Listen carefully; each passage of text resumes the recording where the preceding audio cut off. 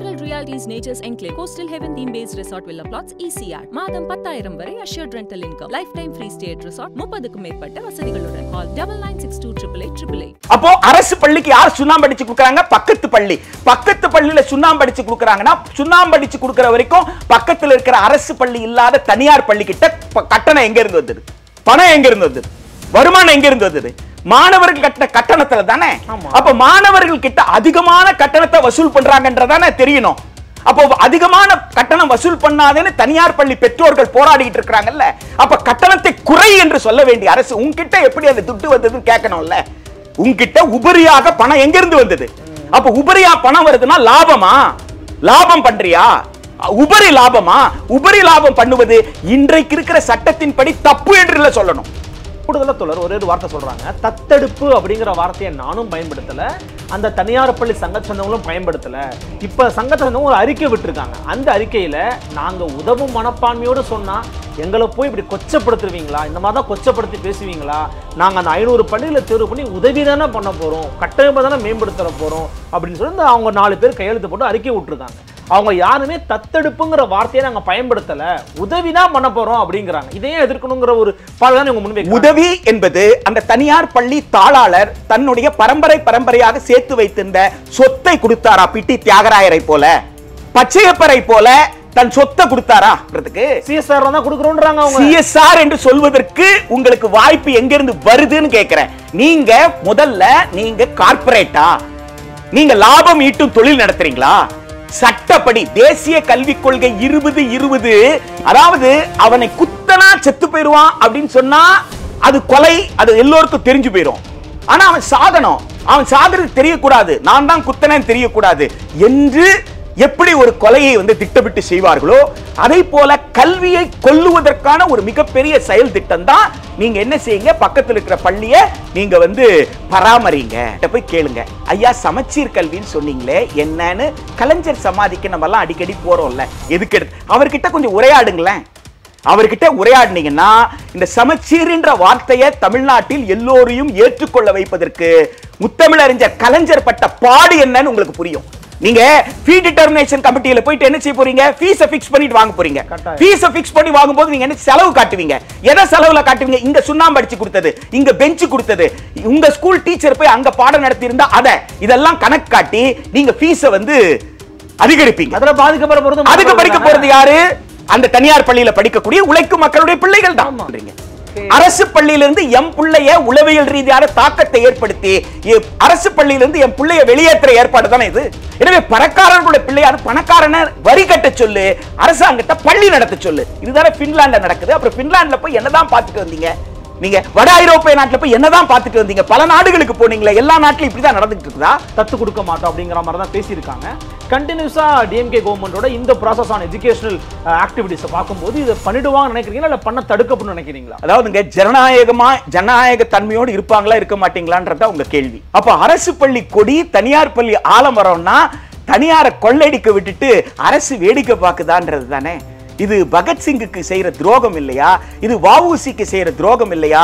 இந்த துரோகத்தை நாம் செய்யக்கூடாதுன்னு சொன்னா கண்டனம் தான் எழுப்புவீங்களா? தந்தை, இது வணிகம், இதுலதான் ஆர்எஸ்எஸ் செயல் திட்டம் வருது.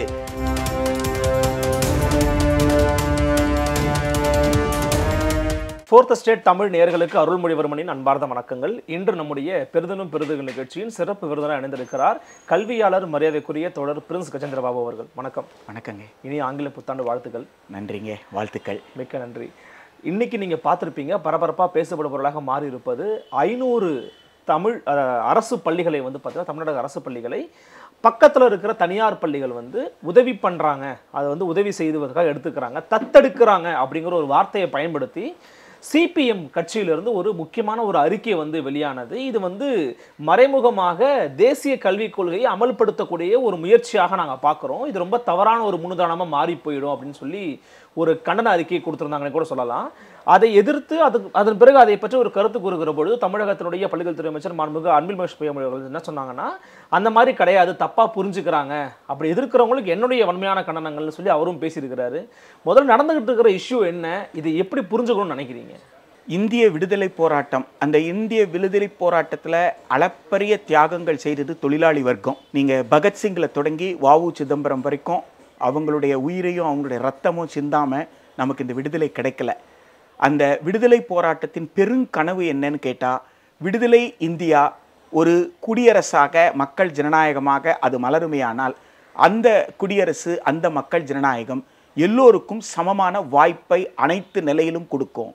குழந்தைகளுக்கு ஒரு கண்ணியமிக்க குழந்தை பருவத்தை அரசு தன் பொறுப்பிலும் செலவிலும் கல்வியை கொடுக்கிற ஒரு ஏற்பாடு இருக்குன்றது தான் இந்திய விடுதலை போராட்டத்தின் பெருங்கனவு. அந்த பெருங்கனவை 19ஆம் நூற்றாண்டில் மகாத்மா ஜோதிராவ் பூலேவும் சாவித்ரிபாய் பூலேவும் வெளிப்படுத்தியிருக்கிறாங்க. ஆனால் அம்பேத்கரிலிருந்து தந்தை பெரியார் வரைக்கும் அதற்காகவே வாழ்ந்தார்கள் என்பது நம்ம எல்லோருக்குமே தெரிந்தது தான்.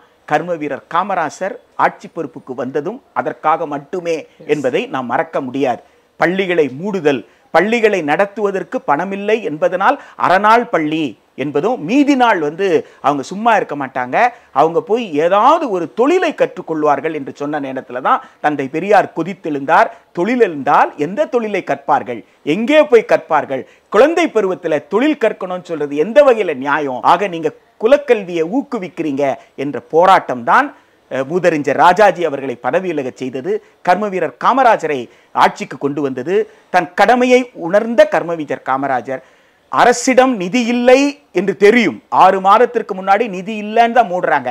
ஆனால் அரசிடம் நிதி இல்லைன்னு சொன்னா கூட அரசு பள்ளி நடத்தும் என்கின்ற வகையில் மூடிய பள்ளிகளை திறந்தது மட்டுமல்ல, மூடிய பள்ளிகளை திறந்ததோடு 3 கிலோமீட்டருக்கு ஒரு தொடக்க பள்ளி, 5 கிலோமீட்டருக்கு ஒரு உயர்நிலை பள்ளி என்கின்ற வரையில் அரசு தடுக்கும். கர்ம வீரர் காமராஜர் தனியார் இடத்துல பள்ளியை நடத்துங்க, நீங்க இடத்தை கொடுங்க, நீங்க கட்டடத்தை கொடுங்க, ஆனா ஹெட் மாஸ்டர் நான் போடுவேன்னார். கர்ம வீரர் காமராஜருடைய அரசு பொது அப்படின்ற கூட்டு எப்படின்னா, இடம் உனதுப்பா, உன் பேரை கூட வச்சுக்கோ, பள்ளிக்கூடத்துக்கு உன் பேரை வச்சுக்கோ, கட்டடத்தை கட்டி கொடு, நீ தனவான், உன்கிட்ட பணம் இருக்கு செய்யி, ஆனா பள்ளிக்கூடம் கவர்மெண்ட். இது பள்ளிக்கூடத்தை தலைமை ஆசிரியர் யாரு? அரசு ஊழியர். பள்ளிக்கூடத்தை தலைமை ஆசிரியர் தான் தீர்மானிப்பார் பள்ளியினுடைய கல்வியல் நடவடிக்கையில. பள்ளிக்கூடத்துடைய கல்வியல் வேலை நேரத்துல கரிக்குலார் பீரியட்னு சொல்லுவோமே, கரிக்குலார் அவர்ஸ் சொல்லுவோமே, அந்த கரிக்குலார் அவர்ஸ்ல பள்ளிக்கூடத்துல என்ன நடக்கணும்ன்றத தலைமை ஆசிரியர் முடிவு செய்வார். அவர் யாரு? அரசு ஊழியர். அந்த நேரத்துல கால் வைக்கணும்னா, பள்ளிக்கூடத்துக்குள்ள வேற ஏதாவது ஒரு நிகழ்ச்சி நடத்தணும்னா,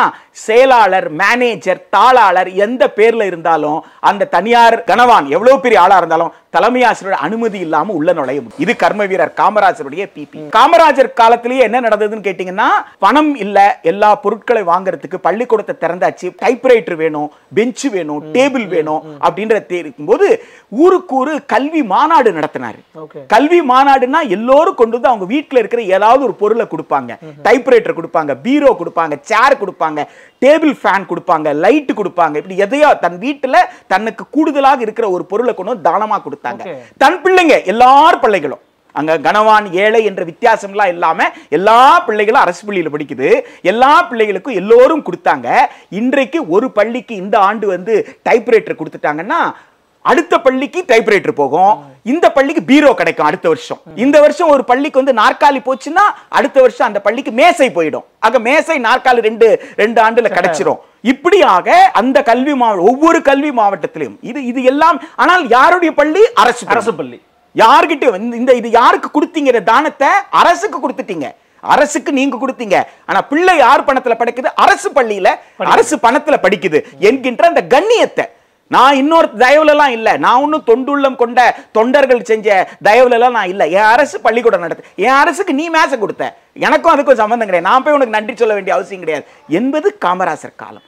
ஆனால் 1950களில் நடந்ததிலிருந்து இன்றைக்கு 2024 2024 கடந்த 2025க்கு வந்துட்டோம். இன்றைக்கு 2025ல கிட்டத்தட்ட 75 ஆண்டுகள். இந்த 75 ஆண்டுகள்ல அரசின் பொருளாதாரம் மாறவே இல்லையா? இன்னும் மாட்டு வண்டியில தான் போயிட்டு இருக்குமா? இன்னும் 30 கிலோமீட்டர் ஸ்பீடுல போற இன்ஜின் தான் ஓட்டிட்டு இருக்குமா?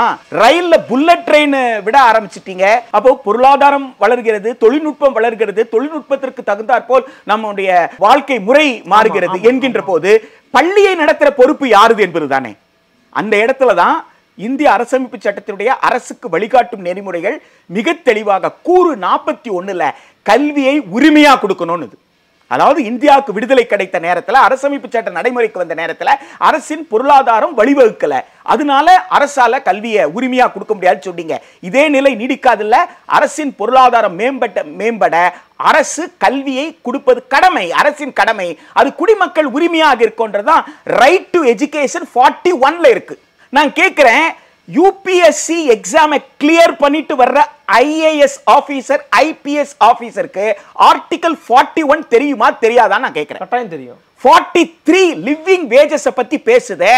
12,000 ரூபாய், 3,000 ரூபாய், 4,000 ரூபாய் சம்பளம் கொடுத்தா 2025ல ஒருவரால் வாடகை கொடுக்க முடியுமா? ஒருவரால் ரேஷன் கடை அரிசி வாங்கி, பால் வாங்கி, நீங்க மின்சாரம் கொடுத்து குடும்பம் நடத்தினா கூட 12,500 ரூபாய் ஒரு ஆசிரியரால நடத்த முடியுமா? ஆக நாம 1950கள் இருந்த நிலையை விட 2020ல மிகவும் மோசமா இருக்கும் அப்படின்னு சொல்ல வர்றீங்களா? முன்னேற்றமே நிகழல அப்படின்னு சொல்ல வர்றீங்களா? 2014ல இருந்து 2024 வரைக்கும் கடைசி 10 ஆண்டுகள்ல வளர்ச்சியே இல்லைன்னு சொல்றீங்களா? எந்த இடத்துல நாடு வளரல, நாட்டின் பொருளாதாரம் மேம்படல, அரசின் வருமானம் பெருகல அப்படின்னு சொல்ல வர போறீங்களா? என்ன சொல்ல வர்றீங்க? ஆக இன்றைக்கு இன்றைய தேதியில ஒரு மாநாடு, தனியார் பள்ளி நிர்வாகங்கள் நடத்துற மாநாடு, தனியார் பள்ளி நிர்வாகங்கள் நடத்துற மாநாட்டில் தனியார் பள்ளி நிர்வாக சங்கத்தினுடைய தலைவர் அவர்கள், பொதுச் செயலாளரும் அந்த தலைமை பொறுப்புல இருக்கிற ஒருவர் அறிவிக்கிறார், நாங்க ஒரு 500 பள்ளிகளை நாங்க தத்தெடுத்துக்கிறோம். நாங்க அந்த 500 பள்ளிகளுக்கு வேண்டியதை எங்க சங்கத்தில் இருக்கிற 500 பள்ளிகள் செலவு செய்யும்னு அவர் அறிவிக்கிறார். அரசாங்கம் சொல்லல, ஜிஓ போடல, ஒண்ணும் நடக்கல. அதை தொடர்ந்து அமைச்சர் பேசுறார், மாண்புமிகு பள்ளிக்கல்வி அமைச்சர் பேசுறார். என்ன செய்யறாரு? பாராட்டுகிறார். நீங்க 500 அரசு பள்ளிகளை எடுத்து நீங்க அதற்கு தேவையான வசதி எல்லாம் செஞ்சு கொடுக்குறேன்னு சொல்லி இருக்கிறீங்க. அது ரொம்ப மகிழ்ச்சி கொடுக்குது, நல்ல விஷயம், இப்படித்தான் இருக்கணும், உங்ககிட்ட இருந்து நாங்க கத்துக்கணும், எங்க கிட்ட இருந்து நீங்க கத்துக்கணும்னா ரொம்ப பாராட்டி ஒரு மாநாடு, இந்த மாநாட்டில் கலந்து கொள்கிறார். எனவே அந்த மாநாட்டில் கலந்து கொண்டவர்களை உற்சாகப்படுத்தி அவர் அனுப்பி இருக்கிறதால நமக்கு ஒன்றும் மாற்று கருத்து கிடையாது.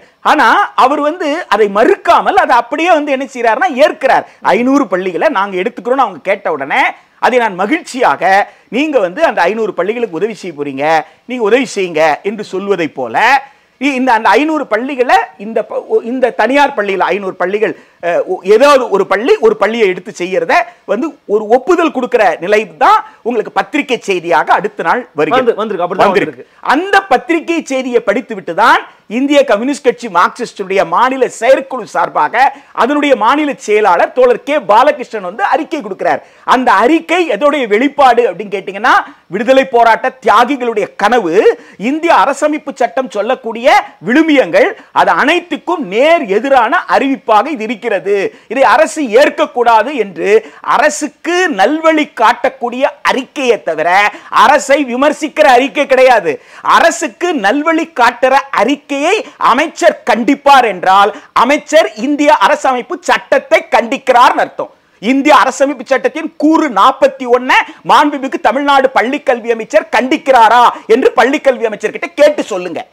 இந்திய அரசமைப்பு சட்டத்தின் கூறு 21 கண்ணியமிக்க குழந்தை பருவத்தை உத்தரவாதப்படுத்த சொல்லுது. ஃப்ரீடம் ஆஃப் லைஃப், குழந்தையா இருக்கட்டும் பெரியவங்களாகட்டும், ரைட் டு லைஃப்னா என்ன? வாழ்வதற்கான உரிமை. வாழ்வதற்கான உரிமை என்றால் என்ன என்று சொல்லும் பொழுது உச்சநீதிமன்றம் பல வழக்குகள்ல சொல்லி இருக்கு, கண்ணியமிக்க வாழ்க்கைக்கான உத்தரவாதம்.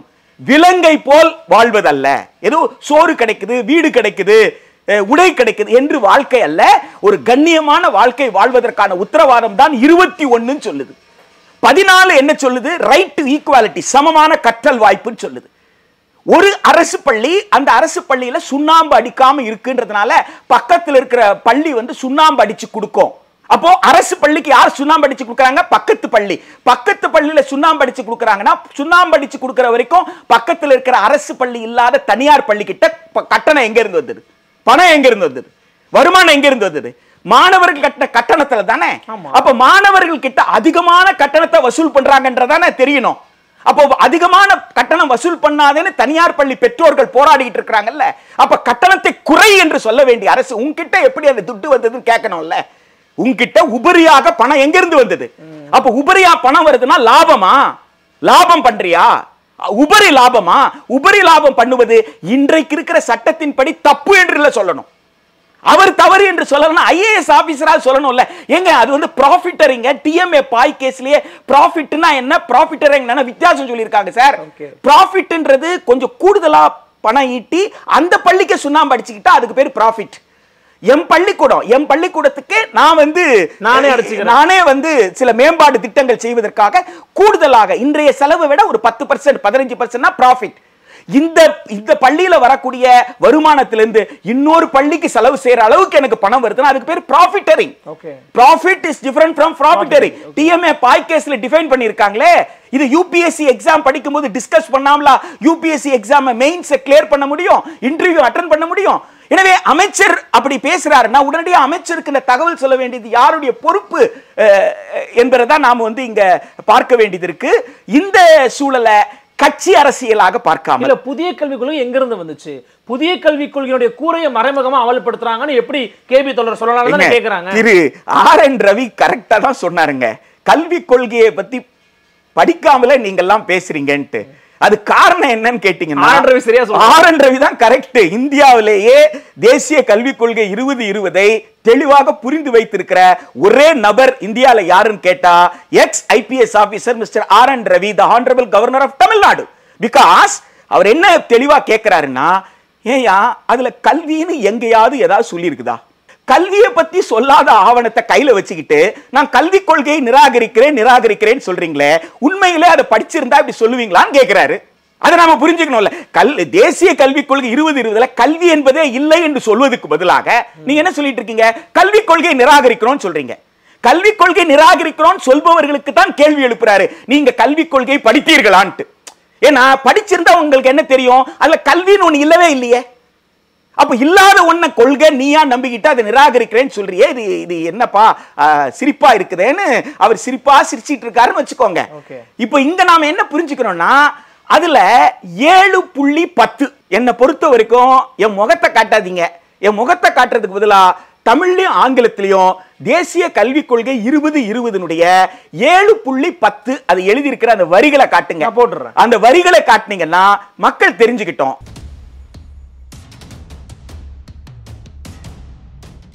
அதுல ரொம்ப தெளிவா சொல்லி இருக்கிறாங்க, ஒரு தனியார் பள்ளியை இன்னொரு அரசு பள்ளியோடு இணைத்து விடுவது. அதாவது ஒரு மரம் இருக்கு சார், அந்த மரத்து மேல கொடி படருமா. சரி, கொடி தானா நிக்காதுல்ல, கொடி தானா நிக்காது, சப்போர்ட் வேணும். அப்ப அந்த கொடி என்ன செய்யணும்? மரத்தை சுற்றி ஒரு ஆலமரத்தை சுற்றி ஒரு அரச மரத்தை சுற்றி கொடிகள் பரவுவதை போல ஒரு மரம் இருக்கும், அந்த மரத்தை சுற்றி கொடி படரும். சோ இப்படி இந்த மரம் வலுவில்லாம இருக்கு, தானா நிக்க முடியாது. ஏன் 75 ஆண்டு கல்வி சுதந்திரம் கிடைச்ச பிறகு அரசு பள்ளிய கொடியா, தனியார் பள்ளி ஆலமரமா? அப்ப அரசு பள்ளி கொடி, தனியார் பள்ளி ஆலமரம்னா தனியாரை கொள்ளையடிக்க விட்டுட்டு அரசு வேடிக்கை பார்க்குதான்றது தானே. இது பகத்சிங்குக்கு செய்யற துரோகம் இல்லையா? இது வஉசிக்கு செய்யற துரோகம் இல்லையா? இந்த துரோகத்தை நாம் செய்யக்கூடாதுன்னு சொன்னா கண்டனம் தான் எழுப்புவீங்களா? என்ன பேசுறீங்க? வாங்க உட்காரலாம், பேசலாம், எதுக்கு எதிர்க்கிறீங்க அப்படின்னு கூப்பிட்டு இல்ல பேசணும். அறிக்கை கொடுக்கிறதுக்கு இது என்ன அடுத்த தலைமுறையினுடைய கல்வி சம்பந்தப்பட்டது, குழந்தைகளுடைய கல்வி சம்பந்தப்பட்டது இல்லையா என்பதை நாம வந்து புரிந்து கொள்ளணும். கூடுதலா தொடர் ஒரே ஒரு வார்த்தை சொல்றாங்க, தத்தெடுப்பு அப்படிங்கிற வார்த்தையை நானும் பயன்படுத்தல, அந்த தனியார் பள்ளி சங்கத்தை சேர்ந்தவங்களும் பயன்படுத்தல.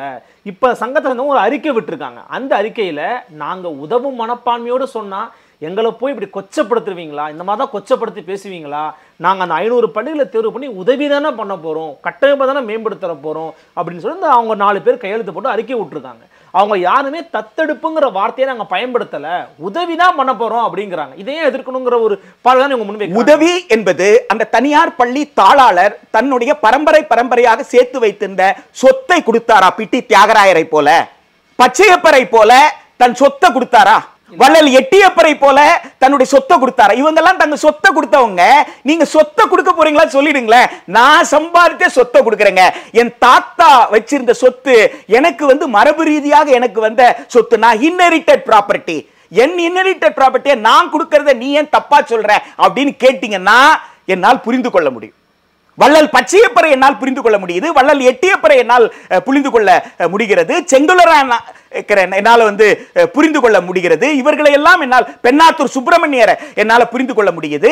இவர்கள் எல்லாம் தங்களுடைய சொத்தை கொடுத்தாங்க. பிட்டி தியாகராயர் தன் சொத்தை கொடுத்தார்.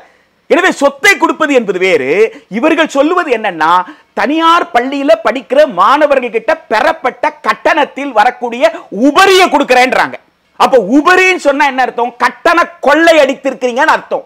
நீங்க என்ன கார்ப்பரேட்டா? கார்ப்பரேட் சோசியல் ரெஸ்பான்சிபிலிட்டி சொல்றதுக்கு சிஎஸ்ஆர் தான் கொடுக்கறோம்ன்றாங்க அவங்க. சிஎஸ்ஆர் என்று சொல்வதற்கு உங்களுக்கு வாய்ப்பு எங்க இருந்து வருதுன்னு கேக்குறேன். நீங்க முதல்ல நீங்க கார்ப்பரேட்டா? நீங்க லாபம் ஈட்டும் தொழில் நடத்துறீங்களா? சட்டப்படி தேசிய கல்விக் கொள்கை 2020 என்பது ஏற்க இயலாது. அது கல்வியை பற்றிய பேசலன்னு சொல்றது காரணமே தேசிய கல்விக் கொள்கை 2020 உங்களை லாபம் ஈட்டுவதற்கு அனுமதிக்குது. ஈட்டப்பட்ட லாபத்தை அதே துறையில் முதலீடு செய்வதற்கு அனுமதிக்குது. இது நாம என்ன சொல்றோம்? இது சந்தை, இது வணிகம். அதனாலதான் இந்த கொள்கையே இது அரசு பள்ளிகளை இல்லாமல் செய்யல, அரசு கல்லூரிகளை இல்லாமல் செய்யல, சந்தையிடம் கொண்டு போய் கல்வியை ஒப்படைக்கிறது என்பதனால்தான் இதுவரைக்கும் கொள்கையை நிராகரிச்ச வரலாறே கிடையாதுங்க. முதல் முறையாக தேசிய கல்விக் கொள்கை 2020 சொல்ற இந்த ஆவணத்தை தான் நிராகரிக்கிறோம். இந்தியா முழுக்க, அது காஷ்மீர்ல தொடங்கி கன்னியாகுமரி வரைக்கும், இந்த பக்கம் குஜராத்ல தொடங்கி அருணாச்சல் பிரதேஷ் வரைக்கும் எல்லா பல்கலைக்கழகங்களும் கல்லூரிகளும் பேராசிரியர்களும் மாணவர்களும் இதை நிராகரிப்போம் என்று கேம்பஸ் வளாகத்துக்கு வளாகம் போராட்டம் நடத்துறாங்கன்னா அது இந்த ஒரு கொள்கைக்கு தான். காரணம் என்னன்னா, இது அரசு பொறுப்பிலிருந்து தனியார் பொறுப்புக்கு கொடுத்துடுது என்பதுதான் காரணம். என்ன?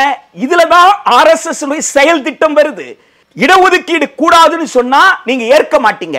அரசிடம் இருக்கிற வரைக்கும் தான் இடஒதுக்கீடு. தனியார் கிட்ட போயிட்டா இடஒதுக்கீடு நீங்க கேட்க முடியாது இல்ல. எனவே தனியார் கிட்ட கொடுத்துரு. அப்ப நேரடியா கொடுத்தா முடியாது, கொஞ்சம் கொஞ்சமா கொடுத்துரு. அதாவது அவனை குத்தனா செத்து போயிருவான் அப்படின்னு சொன்னா அது கொலை, அது எல்லோருக்கும் தெரிஞ்சு போயிடும்.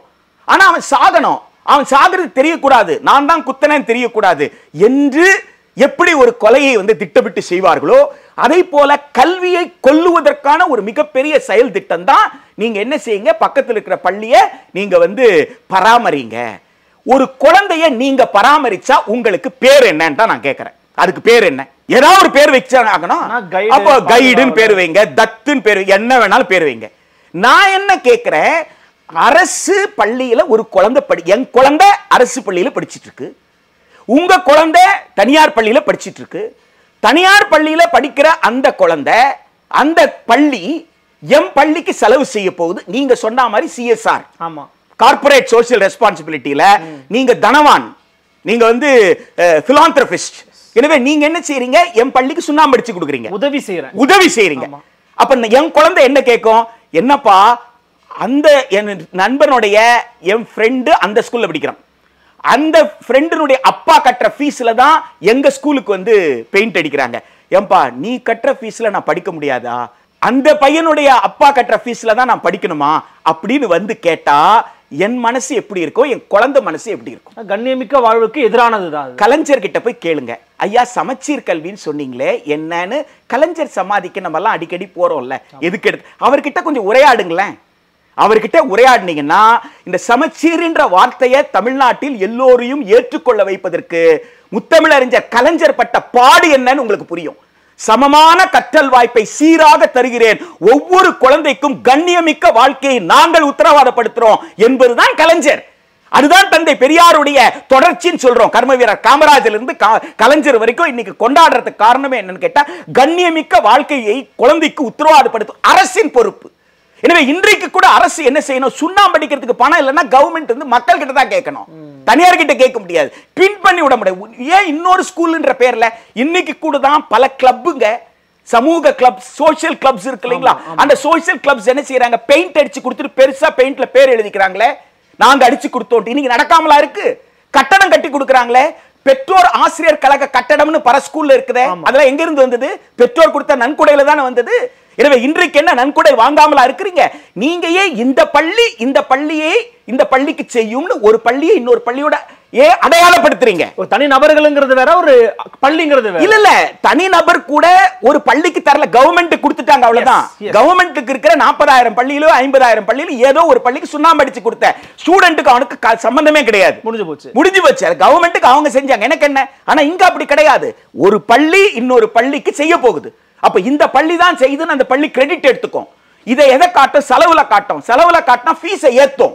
நீங்க ஃபீ டிட்டர்மினேஷன் கமிட்டியில போயிட்டு என்ன செய்ய போறீங்க? ஃபீஸை ஃபிக்ஸ் பண்ணிட்டு வாங்க போறீங்க. ஃபீஸை ஃபிக்ஸ் பண்ணி வாங்கும்போது நீங்க என்ன செலவு காட்டுவீங்க? எதை செலவுல காட்டுவீங்க? இங்க சுண்ணாம்பு அடிச்சு கொடுத்தது, இங்க பெஞ்ச் கொடுத்தது, உங்க ஸ்கூல் டீச்சர் போய் அங்க பாடம் நடத்தி இருந்தா அத இதெல்லாம் கணக்கு காட்டி நீங்க ஃபீஸை வந்து அதிகரிப்பீங்க. அதுல பாதிக்கப்பட போறது அதுக்கு படிக்க போறது யாரு?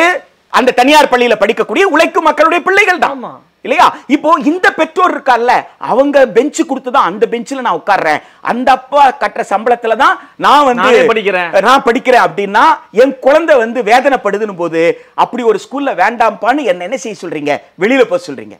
அரசு பள்ளியிலிருந்து என் பிள்ளைய உளவியல் ரீதியான தாக்கத்தை ஏற்படுத்தி அரசு பள்ளியிலிருந்து என் பிள்ளைய வெளியேற்ற ஏற்பாடு தானே இது.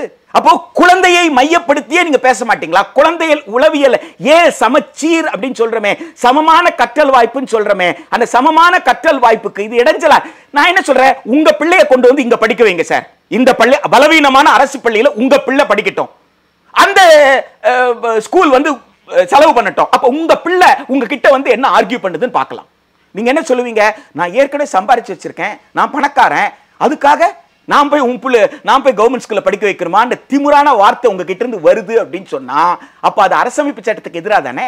நீங்க பணக்காரனா ஏழையான அரசமைப்பு சட்டம் பார்க்கலையே. உங்க குழந்தைக்கு கூட கண்ணியமிக்க வாழ்க்கையை எங்க உத்தரவாதப்படுத்த முடியும்? அரசு பள்ளியில தான் உத்தரவாதப்படுத்த முடியும். ஏன்னா தனியார் பள்ளியில படிக்கிற ஒவ்வொரு குழந்தையும் அப்பா கிட்டையும் அம்மா கிட்டையும் போயிட்டு ஃபீஸ் கேட்க வேண்டியது இருக்கு. அப்ப அப்பாக்கும் அம்மாக்கும் ஃபீஸ் கட்ட முடியும். ஐயா இன்னும் சம்பளம் வரல, லோன் போட்டிருக்கேன் அப்படி சொல்லும்போது அந்த குழந்தை வந்து கூனி குறுகி போகுது. எனவே அந்த குழந்தையினுடைய கண்ணியத்திற்கு தன்மானத்திற்கு அது வந்து ஒரு சிக்கலா இருக்கு. எனவே பணக்காரனோட பிள்ளையா இருந்தா கூட அப்படி தன் சொந்த அப்பா கிட்ட அம்மா கிட்ட கூட போய் கெஞ்ச கூடாது என்பதுதான் கண்ணியமான குழந்தை பருவம். எனவே பணக்காரர்களுடைய பிள்ளையார் பணக்காரனை வரி கட்ட சொல்லு, அரசாங்கத்தை பள்ளி நடத்த சொல்லு. இதுதானே பின்லாண்ட்ல நடக்குது. அப்புறம் பின்லாண்ட்ல போய் என்னதான் பார்த்துட்டு வந்தீங்க? நீங்க வட ஐரோப்பிய நாட்டில் போய் என்னதான் பார்த்துட்டு வந்தீங்க? பல நாடுகளுக்கு போனீங்களா? எல்லா நாட்டிலும் இப்படிதான் நடந்துட்டு இருக்குதா? இன்றைக்கு அமெரிக்கா உள்ளிட்ட சில நாடுகள்ல சந்தை பொருளாதாரத்தின் தாக்கமும் சந்தையை சார்ந்தவர்கள் அரசை வழிநடத்தக்கூடிய அளவிற்கு அங்க அரசியல் சீர்கெட்டு போயிருக்குன்னு சொன்னா அந்த உதாரணத்தை கொண்டு வந்து நீங்க தமிழ்நாட்டில் ஒரு சமநீதி சமூக நீதி என்கின்ற அடிப்படையில் நீண்ட கால போராட்டத்திற்கு அப்புறம் ஒரு கல்வி நிலையை உருவாக்கி இருக்கிறோமே, அதுல கொண்டு வந்து திணைக்கலாமா? தேசிய கல்விக் கொள்கை 2020 7.10 படிங்கன்றதுதான். 7.10 படிங்க.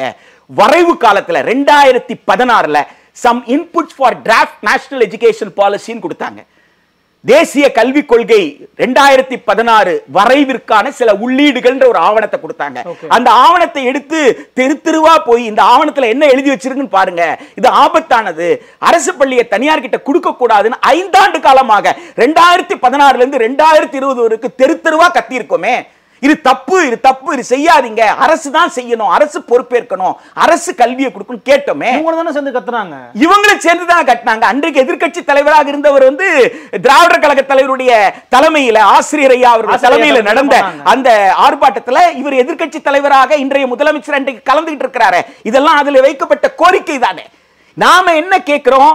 அரசுக்கு வரக்கூடிய நிதி வருவாய் என்பது வரி மூலமாக வருது, இன்னும் சில வகையில வருது. இன்னொரு பக்கம் ஒன்றிய அரசு வசூல் பண்ற வரியில் இருந்து ஒரு பகுதியை மாநில அரசுக்கு தர வேண்டிய கடமை ஒன்றிய அரசுக்கு இருக்கு. இதுல ஒன்றிய அரசு கொடுக்க வேண்டிய நிதியை கொடுக்கல, மாநில அரசு வசூலிக்கிற மாநில அரசுக்கு வரி வருவாய் போதல என்றால் அது சம்பந்தமான ஒரு வெள்ளை அறிக்கை கொடுத்து கோவிட் காலத்துல நீங்க ஆட்சி பொறுப்புக்கு வந்த உடனே எப்படி வந்து ஆக்சிஜன் வாங்குறதுக்கு பணம் இல்ல, ரெம்டெசிவிர் சொல்ற அந்த மருந்து வாங்குறதுக்கு பணம் இல்ல என்பதனால் மக்களிடம் நிதி கேட்டீங்களே. அன்னைக்கு தகைசால் தமிழர் என்ற விருதை கொண்டு போயிட்டு தோழர் சங்கரையா கொடுத்த உடனே அந்த 10 லட்சம் ரூபாயை அப்படியே கோவிட் நிதியா தானே திருப்பி கொடுத்தாரு. இப்படி இந்தியாவில் இருக்கிற பலரும் அந்த உலகத்தில் இருக்கிற பலரும் தமிழர்கள் எத்தனை பேர் எங்கெங்க படிச்சுட்டு அரசு பள்ளியில படிச்சுட்டு வெளியில போனவங்க அத்தனை பேரும் நிதியா கொண்டு வந்து கொடுத்தாங்களே கோவிட் காலத்துல மக்கள் உயிரை காப்பாற்றுறதுக்கு. அதே போல் அரசு பள்ளிகளை காப்பாற்றுவதற்கு ஸ்கூல் டெவலப்மெண்ட் ஃபண்ட் சொல்லி ஒரு ஃபண்ட் நீங்க பப்ளிக் கிட்ட வாங்குங்க, மக்கள் கிட்ட கேளுங்க, மக்கள் கிட்ட கேட்டு அரசு செய்யும் என்ற கண்ணியத்தை கொடுங்க. நீங்க இன்னொரு தனியார் பள்ளி செய்யும் ஒரு தனியார் பள்ளியை ஒரு அரசு பள்ளியோட தயவு கூர்ந்து அடையாளப்படுத்தாதீங்க.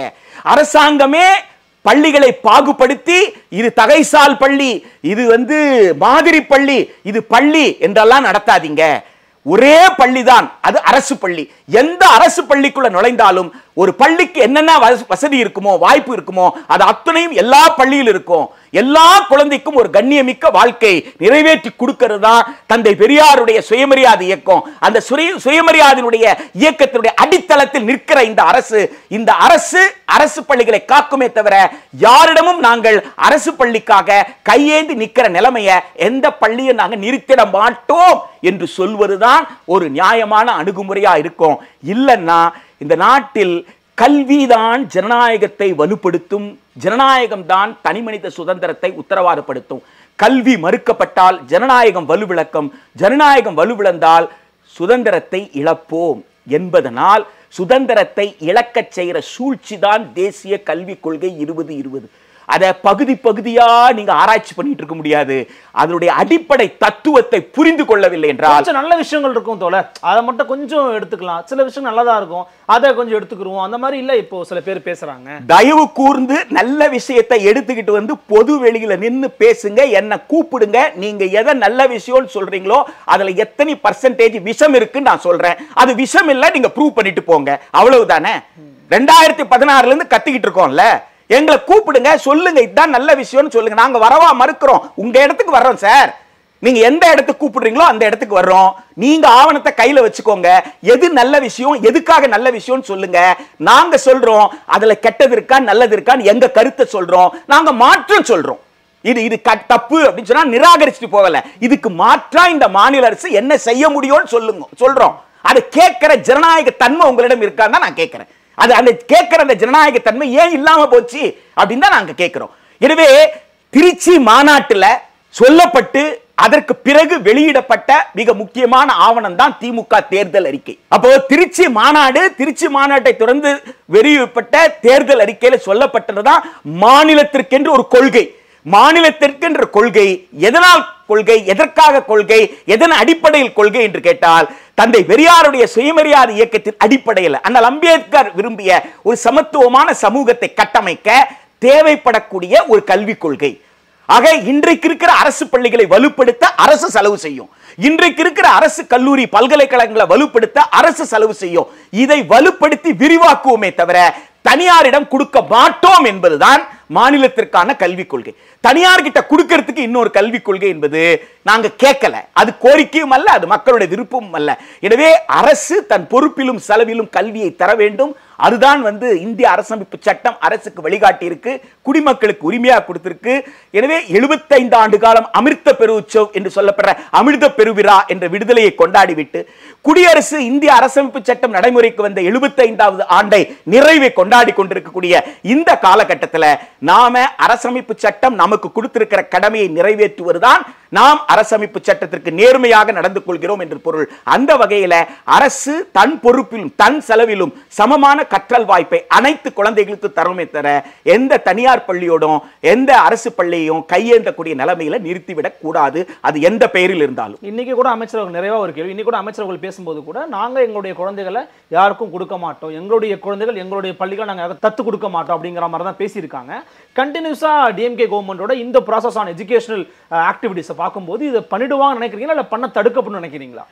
அதாவதுங்க ஜனநாயக தன்மையோடு இருப்பாங்களா இருக்க மாட்டீங்களான்றத உங்க கேள்வி. கிட்டத்தட்ட ஜனநாயக தன்மையோடு இருப்பாங்களா இருக்க மாட்டாங்களா அப்படின்றத அரசு தான் சொல்லணும்.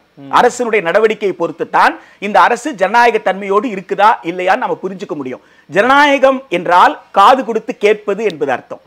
ஜனநாயகம் என்றால் பேசிவிட்டு போவதல்ல. ஜனநாயகம் என்றால் காது கொடுத்து கேட்பது, லிசன் பண்றது, ரிசீவ் பண்றது. என்னன்றது ரிசீவ், வெறும் லிசனிங் மட்டும் இல்ல, காது கொடுத்து கேட்பது என்றால் கேட்பது என்று புரிந்து கொள்ளக்கூடாது, உள்வாங்குவது, ரிசீவிங். என்ன சொல்ல வர்றாங்க, எதுக்கு சொல்ல வர்றாங்க என்பதை உள்வாங்கி மாற்று கொள்கை இருக்கான்னு திரும்பி கேள்வி கேளுங்க. தப்புன்னு சொல்லிட்டீங்களே, இதுக்கு மாற்று என்ன, இதுக்கு நிதி என்ன, இதுக்கு வாய்ப்பு இருக்கா, வாய்ப்பு இல்லையான்னு பொது வெளியிலே கூட நீங்க விவாதம் நடத்தலாம். இன்றைக்கு நான் சுண்ணாம்பு மட்டும் அடிச்சு கொடுக்குறேன் சார் அப்படின்னு தான் சொல்லுவீங்க. பெயிண்ட் அடிச்சு கொடுக்குறோம். நான் இதுல ஒன்றும் தலையிடவே இல்லை, நான் தத்து எடுக்கல அப்படிதான் சொல்லுவீங்க. கொஞ்சம் கொஞ்சமா என்ன நடக்கும்னு கேட்டா, படிப்படியா என்ன நடக்கும்னு கேட்டா, என் பள்ளிக்கூட டீச்சர் வந்து அங்க வந்து பாடம் நடத்துவாரு. ஏன்னா அந்த ஸ்கூல்ல டீச்சர் இல்ல. ஏன்னா எங்க ஸ்கூல் பிடி மாஸ்டர் அங்க போய் பிடி கற்றுக் கொடுப்பாரு. எங்க ஸ்கூல்ல இருக்கிற ஃபுட்பால் அங்க போகும். சார் இவ்வளோ விஷயங்கள் நாங்க அங்க பண்ணிட்டு இருக்கிறோம். ஏன் அந்த கவர்மெண்ட் ஸ்கூல் ஸ்பேஸை நாங்க பயன்படுத்திக்க கூடாது? நாங்க எங்க பிள்ளைகளுக்கு கேம்ஸ் அங்க நடத்திக்கலாமா அப்படின்னா முடியாதுன்னு சொல்ல போறீங்களா? உங்க கிளாஸ் ரூம்ஸ்ல நாங்க கோச்சிங் நடத்திக்கிறோம் சார். நாங்க கோச்சிங் பயிற்சி எங்க பிள்ளைகளுக்கு கொடுக்குறோம். நாங்க துட்டு வாங்கிக்கிறோம். உங்க பிள்ளைகளுக்கு நாங்க ஃப்ரீயா நடத்திடுறோம் சார். எனவே 4 மணி நேரம் உங்க ஸ்பேஸை நாங்க பயன்படுத்திக்கிறோம் சார் அப்படின்னு சொல்லி கொஞ்சம் கொஞ்சமா அந்த அரசனுடைய இடத்தை தனியார் வந்து பயன்படுத்த போவாங்க. டிபி ஜெயின் காலேஜ் இருக்க துறைப்பாக்கத்துல அது வந்து தொடங்கும் பொழுது 50 ஆண்டுகளுக்கு முன்னாடி தொடங்கும் பொழுது அரசு உதவி பெறும் கல்லூரி மட்டும்தான். அது தனியார் கல்லூரி கிடையாது. அப்படியே சுயநிதி கிடையாது. அந்த அந்த அந்த நிறுவனம் என்ன செய்யறதுன்னா துறைப்பாக்கம் பின்தங்கிய பகுதியா இருக்கு. இந்த பகுதியில் இருக்கக்கூடிய மக்களுக்கெல்லாம் நாங்க வந்து கட்டணம் இல்லாத கல்வியை கொடுக்கறதுக்கு நாங்க தயாரா இருக்கிறோம். எனவே அரசு வந்து உதவி செஞ்சா நாங்க செய்ய முடியும். நிலம் கட்டடம் எல்லாம் இருந்தா கூட நான் என்ன கொடுக்குறேன்? ஆசிரியர்களுக்கான சம்பளத்தை கொடுக்குறேன், மேனேஜ்மெண்ட்டுக்கான கிராண்ட் கொடுக்குறேன். அப்படிதான் 50 ஆண்டு காலம் நடந்துகிட்டு இருந்தது. 10 ஆண்டுகள் கழித்து என்ன ஆச்சுன்னா அவங்க அரசு உதவி பெறும் பிரிவு இல்லாம சுயநிதி பிரிவும் தொடங்க ஆரம்பிச்சாங்க. ஈவினிங் காலேஜ் கான்செப்ட் வந்துச்சு. மாலை நேர கல்லூரி வந்த உடனே சுயநிதி பிரிவுகளும் தொடங்க ஆரம்பிச்சாங்க. அப்ப கொஞ்ச நாள் சுயநிதி பிரிவுகள் தொடங்கின பிறகு இந்த 50 ஆண்டு காலமாக அரசு உதவி பெறும் பிரிவில் படித்த ஏழை எளிய மக்கள் இருக்காங்கல்ல, அவர்கள் அத்துணை பேருமே ஒரு கண்ணியமிக்க வாழ்க்கைக்கு போயிட்டாங்க இல்லையா? அப்ப கல்லூரிக்குண்டான நன்மதிப்பு பெருகியது, குட்வில் பெருகியது. இப்போ துறைப்பாக்கத்துல கட்ட லேண்ட் இருக்கு இல்லைங்களா, அந்த லேண்டுக்கு வந்து பல கோடி ரூபாய் வேல்யூ அதிகமாயிருச்சு, சொத்துக்கு வரி. ஆனா அங்க இருக்கக்கூடிய கட்டடங்கள்ல சில கட்டடங்கள் சில இடங்களுடைய பராமரிப்பு எல்லாம் எதன் மூலமா நடந்ததுன்னா யூனிவர்சிட்டி கிராண்ட்ஸ் கமிஷன் கொடுத்த நிதியில நடந்திருக்கு. மாணவர்கள் கட்டின கட்டணத்துல நடந்திருக்கு. அரசு கொடுத்த மானியத்தை இது அத்துணையும் சேர்ந்துதான் அந்த வளர்ச்சி. இன்னைக்கு அவங்க என்ன பண்ணிருக்காங்க? ஒட்டு மொத்தமாக அரசு உதவி பெறும் பிரிவுகளை நாங்க சரண்டர் பண்றோம்னு வந்துட்டாங்க. அப்ப அங்க என்ன நடக்க போகுது? அரசு உதவி பெறும் பிரிவே இருக்க போறது இல்ல. அங்க என்ன இருக்க போகுது? வெறும் சுயநிதி பிரிவு மட்டும்தான் இருக்க போகுது. வெறும் சுயநிதி பிரிவு மட்டும்தான் இருக்க போகுது. இப்போ 3 வருஷமா அட்மிஷனே போடல. அவங்க அரசு உதவி பெறும் பிரிவுல அவங்க அட்மிஷனே போடல. போடாது மட்டும் இல்ல, நீதிமன்றத்தினுடைய தீர்ப்பையே நிறைவேற்றாமல் ஒரு அவமதிப்பை செய்து நடவடிக்கையில ஈடுபட்டுட்டு தைரியமா போய் நீதிமன்றத்திலேயே நாங்க சரண்டர் பண்ணா அரசை ஏத்துக்கணும்னு உத்தரவு கொடுங்கன்னு உத்தரவு கூட வாங்கி வச்சுக்கிட்டாங்க. இந்த அளவிற்கு டிபி ஜெயின் காலேஜ் நிர்வாகம் வந்து கண்ணுக்கு தெரிந்து, ஆக அது அரசு உதவி பெறும் பிரிவு இருக்கிற நேரத்தில் அரசு உதவி பெறாத பிரிவுகள் இருந்த போது அன்எய்டட் செல்ஃப் ஃபைனான்ஸ் சுயநிதி பிரிவு இருக்கும். ஏன் திறந்த நம்ம கேட்கவே இல்லை, நம்ம விட்டோம். ஏதோ அரசு உதவி பெறும் பிரிவுல அரசு உதவி பெறும் அந்த நிர்வாகம், அந்த நிர்வாகத்தோட அவங்களுக்கான இடம் அவங்க வந்து நடத்திட்டு போட்டோன்னு விட்டோம். இன்னைக்கு என்ன ஆச்சு? சுயநிதி பிரிவு அழிஞ்சு போகல, சுயநிதி பிரிவு மட்டுமே இருக்கும், அரசு உதவி பெறும் பிரிவு இல்லாம போயிடும். இன்றைக்கு டிபி ஜெயின் காலேஜுக்கு எந்த நிலைமையோ அந்த நிலைமை தான் நாளைக்கு எதிர்காலத்துல இது போல் இன்னொரு அரசு பள்ளியிடம், அரசு பள்ளியை இன்னொரு தனியார் பள்ளியிடம் நீங்கள் ஒப்படைத்தால் அந்த நிலை வருவதற்கான எல்லா கூறுகளும் இருக்கிறது. இது இடஒதுக்கீட்டுக்கு எதிரான, சமூக நீதிக்கு எதிரான ஒரு நீண்ட கால செயல் திட்டத்தின் ஒரு கூறு என்பதை உணர்ந்து நாம் நம்முடைய மரபை மீட்டெடுக்க வேண்டும் என்றால் அரசு தன் பொறுப்பிலும் செலவிலும் கல்வி கொடுப்பது மட்டும்தான் ஒரு மக்களாட்சி மாண்புக்கு, ஒரு குடியரசுக்கு, ஒரு ஜனநாயக அணுகுமுறைக்கு சிறந்த எடுத்துக்காட்டாக இருக்கும். நிச்சயமா இதை கேட்கும்போது, முழுமையாக கேட்கும்போது அவ்வளவு ஒரு தெளிவான ஒரு விளக்கம் கிடைச்சது. கல்வி அப்படிங்கிறது ஒரு அடிப்படை உரிமை, இது எப்படி சமச்சீரான முறையில் இருக்கணும் அப்படிங்கிறத கலைஞர் கருணாநிதி எப்படி ஏற்கனவே முன் வச்சிருந்தார், அதை கண்டிப்பாக இவங்க பின்பற்றணும் அப்படிங்கிற ஒரு நோக்கத்தில் ரொம்ப தெளிவான ஒரு விளக்கத்தை கொடுத்துருக்கீங்க. எங்களுக்காக ஒரு வருகனையும் மிக்க நன்றி தோழர். நன்றி. மீண்டும் சந்திக்கலாம். வணக்கம்.